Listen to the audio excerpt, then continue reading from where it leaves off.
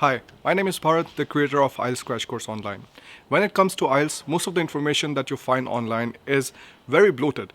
People try to put out as much information as possible without understanding if that information is needed at all. And the result is that most of the students get paralyzed even to start with the IELTS exam preparation.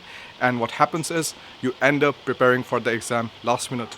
This is not really the best trick because if you're preparing for something in advance, you have more time for yourself to prepare, to correct any kind of mistakes that you're doing, to make sure that just because of your IELTS score, you don't miss out on one admit from a university or the other, because IELTS is pretty much a common thing which you're going to need. It doesn't matter which kind of country you're going to, be it Canada, USA, UK, Germany, or any of the other countries that you want to study in. To make sure you don't have any kind of difficulties in your IELTS exam preparation, I designed this course keeping in mind what kind of information you need and providing that information with the highest quality of guidance possible.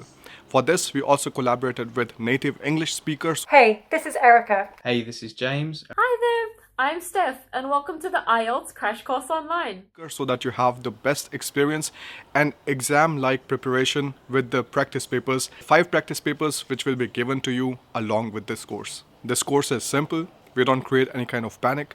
We give you strategies that work so that you can prepare for your IELTS exam in a flexible way. You can go through the course and practice with the sample papers along with the original listening and speaking parts directly from the comfort of your home so that you don't have to travel around anywhere and you can rather use the time in preparing for IELTS. With this, I would like to invite you to enroll in this course and take the next step in your studying abroad process.